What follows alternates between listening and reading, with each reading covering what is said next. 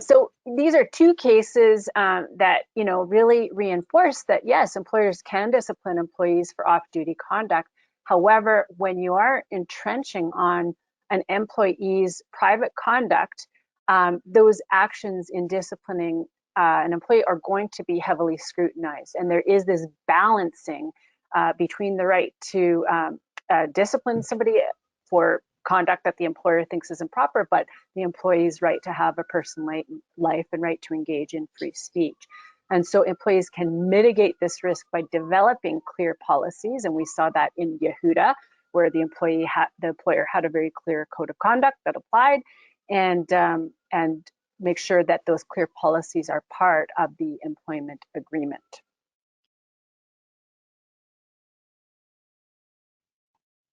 And obviously, that tension is particularly, I think, notable when we're talking about the invocation or the implementation of the vaccination policy in a workplace. That's where we see, a lot of dispute happening right now, and the decisions are coming, at an astonishing rate. What are the implications here? Overall, well, as I said at the outset, normal privacy laws will continue to apply to employers during the pandemic, unless those are modified by some kind of public health or emergency order. The specific terms of vaccination policies and extent to which they intrude upon employee privacy rights might be appropriate in the circumstances of your workplace, but very much depends upon the actual facts in each individual case. And we see increased use of surveillance because of the working at home phenomenon that's increased so significantly over the past 2+ years.